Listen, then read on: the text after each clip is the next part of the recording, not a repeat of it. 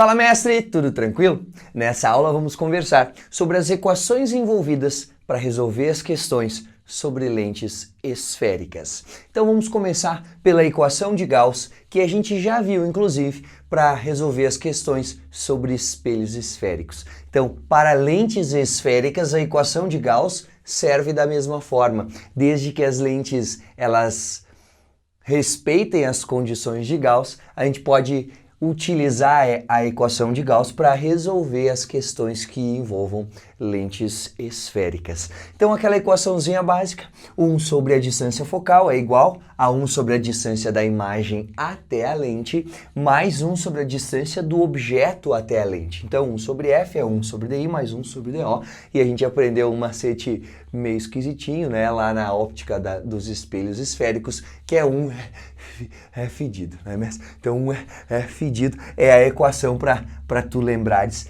para resolver uma questão de lentes esféricas. E assim como nos espelhos esféricos, nas lentes esféricas a gente tem uma convenção de sinais para utilizar na hora de usar a equação de Gauss. Então a distância focal da lente será positiva quando essa lente for uma lente convergente, e a distância focal será negativa quando a lente for uma lente divergente. Então não esquece, mestre, aparece no texto lá, ó, uma lente convergente, foco positivo, uma lente divergente, foco negativo. Ó, professor, como é que eu vou lembrar de tudo isso aí, hein? Calma, mestre, tu vai fazer questões e aí uma hora tu não precisa mais te esforçar tanto para lembrar disso, mas é bom prestar sempre atenção, ok? Então, se a lente for convergente, aliás, aqui tu coloca foco positivo, se a lente for divergente, aqui tu coloca o foco negativo. Se tu souberes que a imagem é real, tu vais colocar a distância da imagem até a lente, no lugar do DI, como positiva. Mestre, é importante tu lembrar disso, ó. Sabendo que a imagem é real, tu coloca o DI positivo. Sabendo que a imagem é virtual, tu colocas a distância dela até a lente negativa. Mas se por acaso tu não souberes se a imagem é real ou virtual, tu estiveres procurando se a imagem é real ou virtual, não coloca sinal nenhum no DI. Ok? Então, se tu não sabe se a imagem é real ou virtual, não bota sinal no DI. Por quê? Porque ao descobrir o valor do DI, o sinal que aparece para o valor do DI vai te dizer se a imagem é real ou se a imagem é virtual. Moral da história. Tu só usa o sinal aqui, tu só coloca o sinal aqui se tu souberes a natureza da imagem. Não sabendo, deixa o DI sem sinal nenhum. Na hora de resolver a conta aparece DI igual a, e aí tu vais descobrir se o DI é positivo, que a imagem é real, se o DI é negativo, que a imagem é virtual. Mais um detalhe super, mega, hiper importante aqui, mestre. Se por acaso na questão estiver escrito que a imagem foi projetada em um anteparo, foi projetada em uma tela, significa que a imagem está na tela. Então essa imagem é real. Sempre imagens projetadas são reais. Aliás, somente imagens reais podem ser projetadas, ok? Pode gravar isso. Somente imagens reais podem ser projetadas. E para o DO serve a mesma coisa. Sabendo que o objeto é real, o DO é substituído aqui a distância do objeto até a lente como um valor positivo. E se o objeto for virtual, coloca ali que a distância do objeto até a lente, o DO, é negativo. Claro que 100% das questões do ensino médio dos vestibulares falam sobre objetos reais. Então, praticamente, tu não te preocupa com isso, mestre. Porém, se um dia tu estiver resolvendo uma questão lá e tal, pai e tal, e aparece que o objeto é virtual, tu vai estranhar isso para começo de conversa, e para fim de conversa, se tá estranho que o objeto seja virtual, tu vais lembrar de, na equação de Gauss, do 1 é fedido, colocar o menos no valor da distância do objeto até a lente. Mais uma observação para a gente ir para as outras equações, mestre. Se a questão te disser a distância entre a imagem e o objeto, Cuidado, hein? Isso não é nem DI e nem DO. A distância entre a imagem e o objeto, ou a distância entre o objeto e a imagem, é a soma ou a subtração do DI com o DO. Por que pode ser a soma ou a subtração? Porque se o DI e o DO, se a imagem e o objeto estiverem do mesmo lado da lente, essa distância entre os dois é a subtração entre essas distâncias. Então, quando a imagem for virtual, estiver do mesmo lado que o objeto em relação à lente, a distância entre a imagem e o objeto vai ser um menos o outro. Então depende quem que é maior, vai ser um menos o outro. Esse valor é a distância entre a imagem e o objeto. Se a imagem for real, está do outro lado da lente em relação ao objeto, isso significa que essa distância entre a imagem e o objeto será a soma do DI com o DO. Ok? Então, eu aconselho o mestre a fazer um desenho, porque tu percebe quem que é maior, quem que é menor, sempre está mais longe quem é maior, sempre está mais perto da lente quem é menor. Aí tu vai saber se quando a imagem é virtual, se é o DI menos o DO, ou se é o DO menos DI, o valor da distância entre imagem e objeto, mas por favor, cuida. Se tiver escrito a distância entre a imagem e o objeto, isso não é nem DI e nem o DO, é a soma ou a subtração dos dois. Então tu vais fazer um desenho para saber se é a soma ou se é a subtração, quem menos quem, que é esse valor, ou quem mais quem, que é esse valor. Agora, vamos conversar sobre a equação da ampliação, que já apareceu para a gente lá nos espelhos esféricos e que desde a câmara escura de orifício, nos princípios da óptica geométrica, se não nos enganamos, né, mestre? É o princípio da propagação retilínea dos raios luminosos. Lembra que o raiozinho se cruza no furinho e aí projeta uma imagem no fundo dessa câmara escura de orifício, invertida, né? Enfim. Então a mesma equação da ampliação serve também para lentes esféricas. Quer dizer que a ampliação, o número que nos diz o quanto a imagem foi ampliada ou reduzida, né? Pode acontecer a imagem ser menor do que o objeto, é obtida dividindo-se o tamanho da imagem pelo tamanho do objeto. I maiúsculo representará o tamanho da imagem e o I e o O, maiúsculo representará o tamanho do objeto. Porém, tendo os valores das distâncias da imagem em relação à lente, do objeto em relação à lente, a gente também pode calcular a ampliação dividindo menos o DI, esse menos é da fórmula, se o DI for negativo acaba virando mais, se o DI for positivo acaba continuando a ser menos, menos o valor da distância da imagem até a lente, sobre o valor da distância do objeto até a mesma lente. Então calcula do mesmo jeito que para espelhos esféricos e o significado dos sinais é o mesmo. Vamos lá. Quando a ampliação der positiva, significa que a imagem é direta ou direita, quer dizer, ela não está de cabeça para baixo, ela tem a mesma orientação do objeto. Agora vamos pensar, mas quando é que o valor da ampliação vai ser positivo? Para que o menos DI vire um valor positivo, tem que o DI ser negativo. E o DI é negativo quando a imagem é virtual.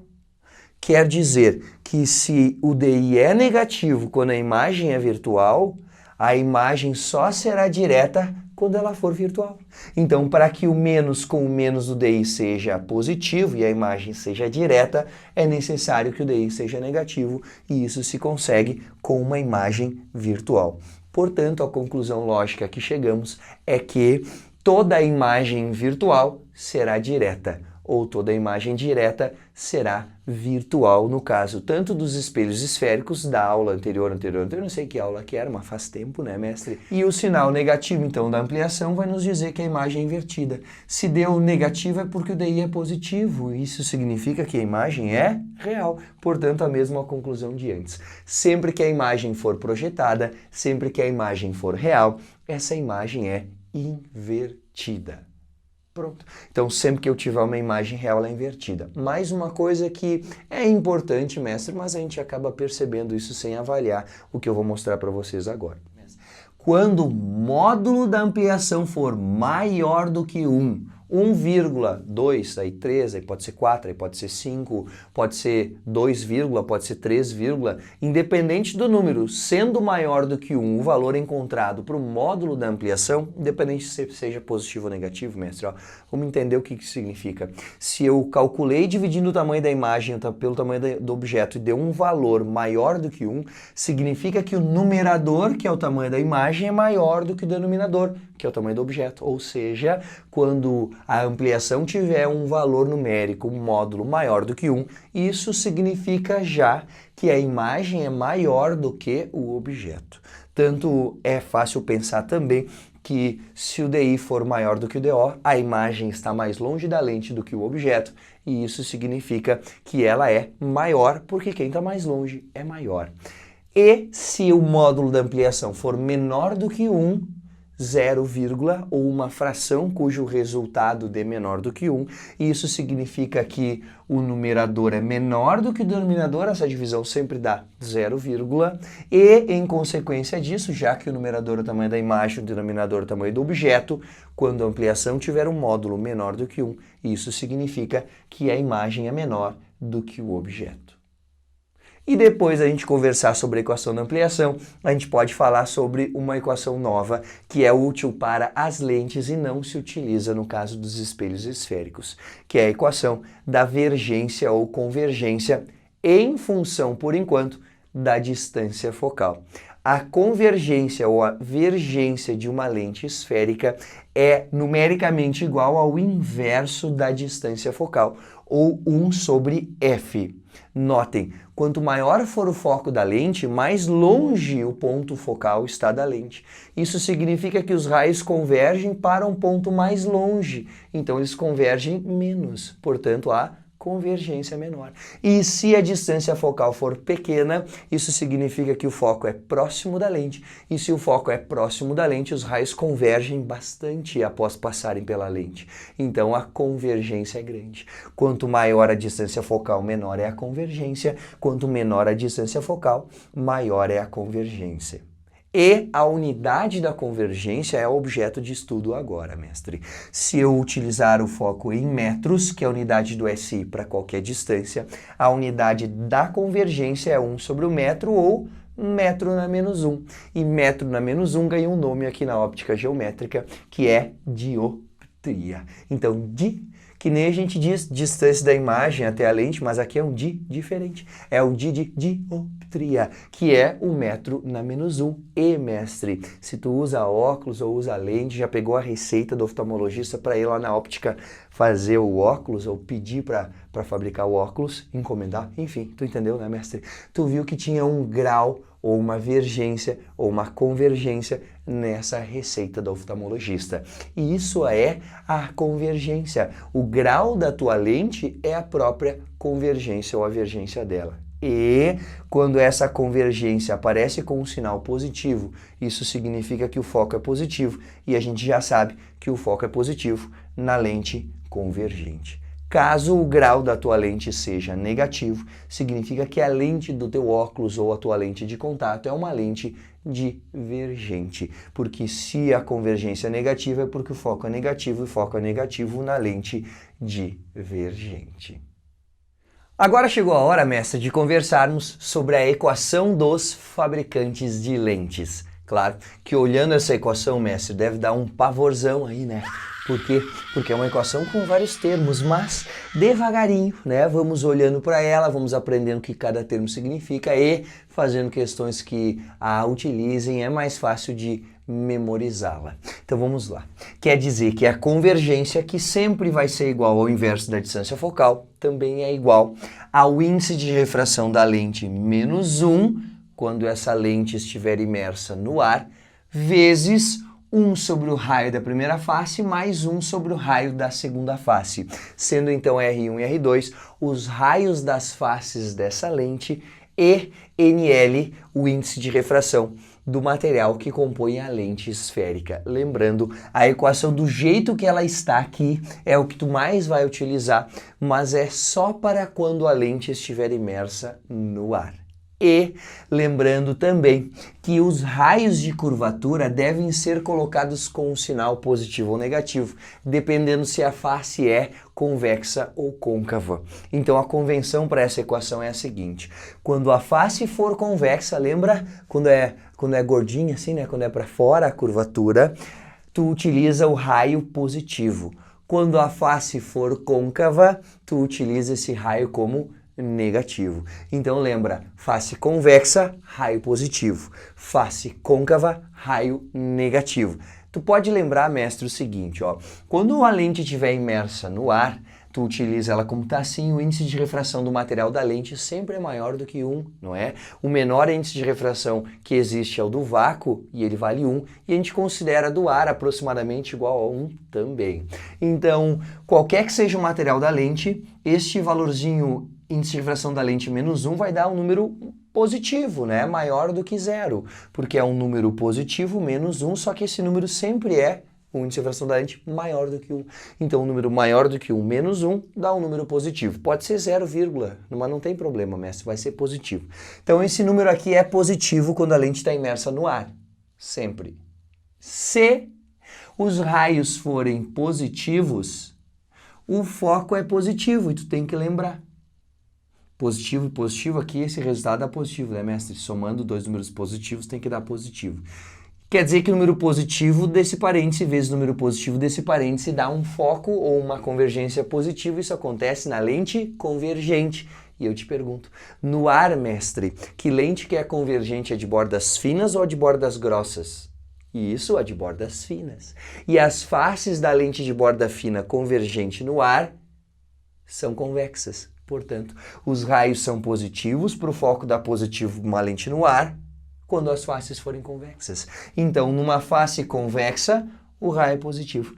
Numa face côncava, que é o caso da lente divergente, os raios das faces devem ser contabilizados como negativos. Aí fica o número negativo, mais um número negativo também, dá negativo. Esse número é sempre positivo quando a lente está no ar, dá um foco negativo, e isso acontece em lentes divergentes, de bordas grossas imersas no ar, portanto, assim fica um pouco mais fácil de lembrar que quando a face é côncava, o raio é negativo. Quando a face é convexa, o raio é positivo. Agora vamos conversar sobre aquele detalhe que a gente começou a conversar lá no início das lentes na aula anterior, que dizia que lentes de bordas finas eram convergentes quando imersas no ar e lentes de bordas grossas eram divergentes quando imersas no ar. O que muda quando uma lente é imersa em outro meio, na água, por exemplo? Ao colocarmos uma lente na água, este NL deve ser substituído pelo NL, que é o índice da lente, índice de refração da lente, pelo índice de refração do meio. Claro, quando a lente estiver imersa no ar, a gente considera o índice de refração do meio igual a 1. Aí vira esse termo aqui, NL, só índice de refração da lente. Portanto, quando a lente estiver imersa em um meio que não seja o ar, ao invés de colocar este NL na equação, coloca-se, substitui por NL sobre N meio. O índice de refração da lente dividido pelo índice de refração do meio. Daí vamos conversar sobre o seguinte. Se índice de refração da lente for maior que o índice de refração do meio, o resultado dessa fração dá maior do que 1. Quando o numerador é maior do que o denominador, nesse caso o índice de refração da lente maior do que o índice de refração do meio, aí este termo aqui continua sendo positivo. Sim, porque daí vai ser um número maior do que 1 menos 1 dá o 0, que seja, mas que é positivo. Aí continua servindo a mesma convenção de antes. Vai continuar com as faces convexas tendo um foco positivo e com as faces côncavas, cujos raios são negativos, tendo um foco negativo. Só que se por acaso o índice de refração da lente é menor do que o do meio, lembra, não estamos mais no ar. Quer dizer que pode haver um meio em que a lente esteja imersa que tem um índice de refração maior do que o da lente. Então eu tenho uma lente imersa no meio cujo índice de refração é maior que o da lente. Então o denominador passa a ser maior do que o numerador. Lembrem, é esse número todo, essa razão que está no lugar do NL. Se o índice de refração do meio, que é o denominador, for maior do que o índice de refração da lente, mestre, essa razão dá um número menor do que 1. Porque quando o denominador é maior do que o numerador, fica 0, E se eu tenho nesse parêntese 0, menos 1, pronto, esse parêntese será negativo, sempre que a lente estiver imersa no meio cujo índice de refração superar o índice de refração da própria lente, este primeiro parêntese na equação dos fabricantes de lentes será negativo. E isso faz com que, quando as faces têm raios positivos, que é uma lente biconvexa, por exemplo, este parêntese aqui é positivo, só que este aqui passa a ser negativo. Aí o foco dessa lente com faces convexas, com bordas finas, passa a ser negativo. E o foco é negativo em uma lente sempre divergente. Pronto, mestre. Quer dizer que quando a lente estiver imersa em um meio que não seja o ar, cujo índice de refração seja maior do que o da própria lente, esse parêntese fica negativo e, em consequência disso, as lentes de bordas finas passam a ser divergentes e as lentes de bordas grossas passam a ser convergentes. E agora, mestre, rufem os tambores, que a gente vai conversar sobre o esquema espelhos e lentes esféricos. Neste esquema, resume-se os tipos de imagens em relação às posições que o objeto pode ocupar na frente de um espelho esférico côncavo convexo ou de uma lente esférica convergente ou divergente. Ô professor, como é que vai ter um esquema que resume tudo isso aí, hein? Aguarde e confie. Vamos lá. Para fazer esse esquema, mestre, eu quero que tu pegue um papel aí, né? Se precisar, pausa a aula. Achou que tinha pausado, né? Mas pausa a aula para pegar uma folha, né? E desenhar isso aqui que eu já desenhei, tá? Tu vai desenhar como se fosse um espelho côncavo desse lado, esférico desse, o eixo principal. Pode exagerar nas distâncias, tá, mestre? A gente vai escrever algumas coisas aqui, então vale a pena deixar um espaço um pouquinho maior. Uma meia folha de ofício tá bom, uma meia folha de caderno é um espaço suficientemente grande para fazer esse esquema. Aí tu vais desenhar vértice, foco e centro de curvatura no espelho, ou o dobro da distância focal, no caso das lentes, e vais desenhar 6 setas que representarão objetos, que para mim estão em verde, aqui é um objeto desse lado do desenho que a gente fez, um objeto entre o vértice e o foco, um objeto sobre o foco, um objeto entre o foco e o centro de curvatura, ou 2F no caso das lentes, um objeto sobre o centro, ou 2F, e um objeto além do centro, ou 2F. Depois de desenhar isso aí, tu dá play de novo. Vamos lá. Pronto, depois de desenhar isso aí, tu fez a tua parte, né? Fazer o desenho para a gente poder completar o esquema. Escreve ali também, deste lado, espelho convexo. Tu vais lembrar, né, mestre? Tu tá desse lado, é um espelho convexo. Ou lente divergente, isso significa que a parte do esquema que funciona para espelho convexo serve também para lente divergente. E do outro lado estaríamos em frente aqui, né, mestre, ó, de um espelho côncavo, em frente a um espelho côncavo, e o esquema serve do mesmo lado para a lente convergente. Depois de completar o esquema assim, tu vais cantar ou declamar ou falar comigo, né? Uma frase que só vai fazer sentido na tua vida quando tu estiver completando isso aqui. A frase é: VD, VD, pula um, ri, ri, ri. Então, VD, VD, pula um, ri, ri, ri. VD, VD, pula um, ri, ri, ri. Professor, isso aí não faz o menor sentido. Pois bem, foi o que eu te falei. Então, VD, VD, pula um, ri, ri, ri. Pode até caminhar, VD, VD, pula um, ri, ri, ri. Depois que tu vê a utilidade, eu tenho certeza, mestre, que tu vai gostar do esquema, mas vamos lá. Então, ao invés de só cantar VD, VD, pula um, ri, ri, ri, escreve isso, criatura. Olha só.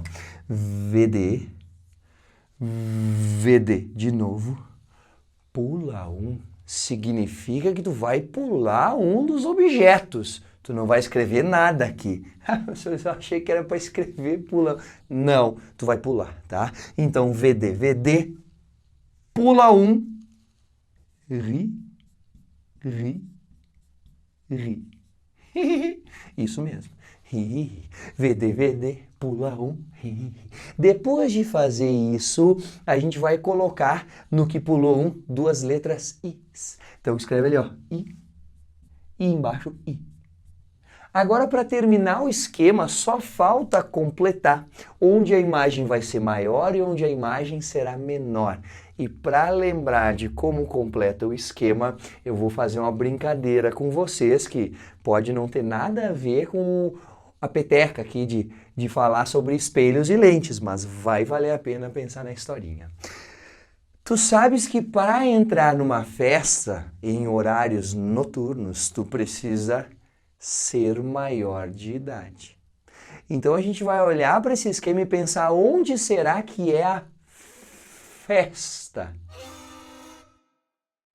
Será que é no vértice ou no centro óptico? Será que é no foco? Ou será que é no centro de curvatura ou 2F? Claro, a festa das imagens é no foco. Então tu escreve festa das imagens. E quem é maior de idade pode ir na festa. Então os maiores ficam ao redor do foco, que é onde acontece a festa das imagens. Então vou colocar aqui, ó, o M grande, que é o maior, não de maior, né? Ninguém é de maior de idade, é o maior. Então o maior aqui também, desse que está na esquerda do foco, onde tem a festa das imagens. E os menores de idade não podem entrar na festa, né? Por lei não pode. Então aqui, a não ser acompanhado, aquela função toda eu sei que tem um esquema, mas enfim, vamos nos ater ao esquema. Então M pequeno, Mzinho de menor, né? E aqui por fora de novo o menorzinho. E no C de segura. Claro que segurança não é escrito com C, né? Mas só para lembrar, né?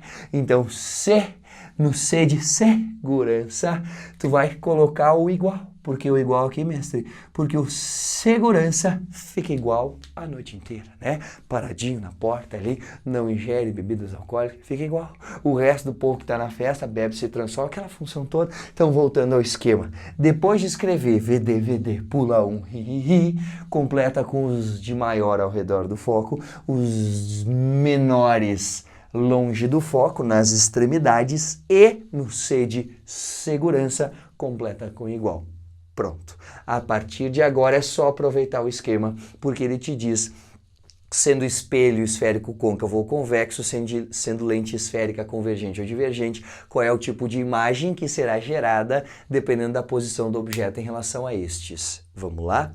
Em frente a um espelho esférico convexo ou uma lente divergente, só é possível, independente da distância que o objeto esteja em relação ao espelho ou à lente divergente, obtermos uma imagem virtual, direta e menor. É isso que o VDMzinho significa. Virtual, direta e menor. Quando o objeto encontra-se em frente a um espelho côncavo ou uma lente convergente, depende da posição, a imagem tem um tipo.